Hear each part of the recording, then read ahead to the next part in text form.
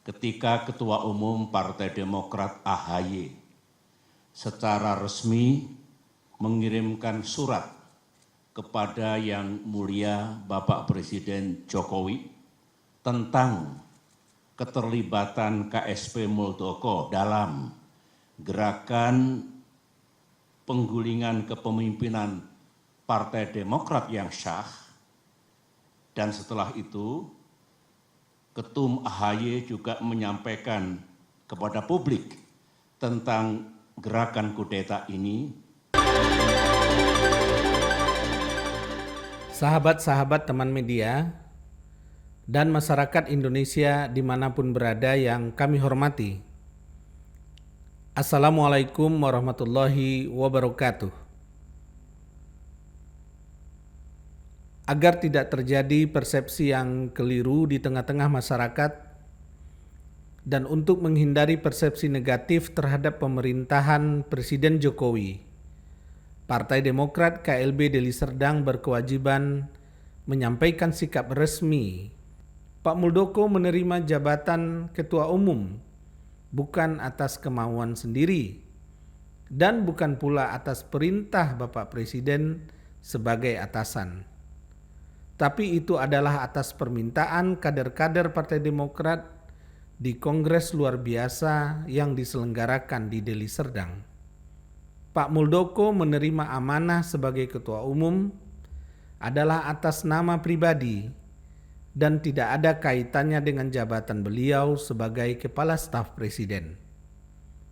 Hal itu sama halnya ketika SBY sebagai Presiden 2 periode dari tahun 2004 sampai 2014, dan pada saat yang bersamaan SBY juga menjabat sebagai Ketua Dewan Pembina Partai Demokrat. Secara tegas disampaikan SBY waktu itu bahwa SBY sebagai Presiden tidak ada kaitannya dengan tugas SBY sebagai Ketua Dewan Pembina Partai Demokrat. Dan itu sudah menjadi sebuah keyakinan mendasar bagi Partai Demokrat.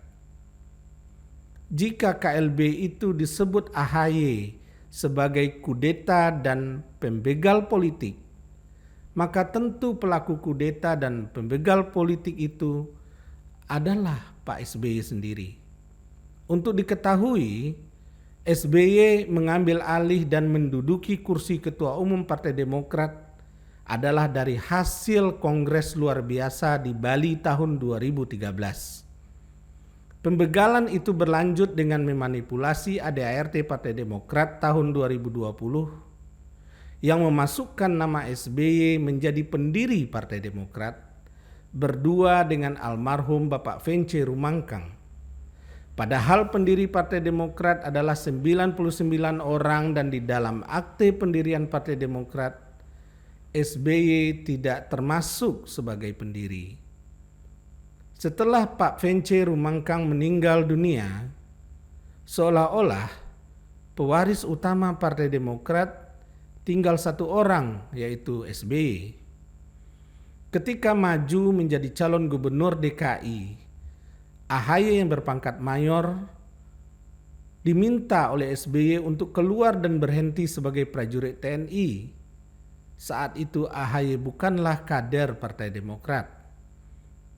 AHY ternyata kalah telak di putaran pertama pemilihan gubernur DKI.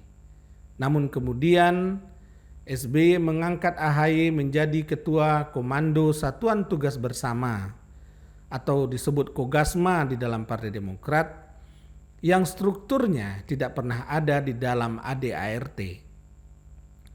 Ketika SBY menjadi Ketua Umum dan AHY menjabat sebagai Ketua Kogasma, perolehan suara Partai Demokrat di dalam pemilu terjun bebas. Perolehan suara Partai Demokrat terendah sepanjang sejarah Partai Demokrat berdiri. Namun SBY tetap berusaha menaikkan kelas AHY menjadi Wakil Ketua Umum. Tapi SK AHY sebagai Wakil Ketua Umum tidak pernah ditemukan di dalam sipol KPU. SBY kemudian menaikkan kelas AHY menjadi Ketua Umum yang menurut pengakuan beberapa pihak yang mewakili atau yang memiliki hak suara Pemilihan AHY sebagai ketua umum itu tidak melewati tata cara sebagaimana layaknya penyelenggaraan Kongres Partai Demokrat.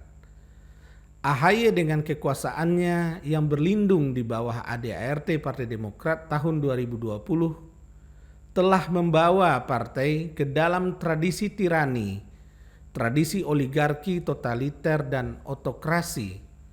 AHY menutup ruang perbedaan pendapat, memecat kader jika tidak sejalan, dan tradisi itu mirip dengan gaya kepemimpinan diktator Hitler. Oleh sebab itu, kami menghimbau AHY dan pengikutnya untuk berhenti mengelabui rakyat, berhenti memutarbalikkan kenyataan.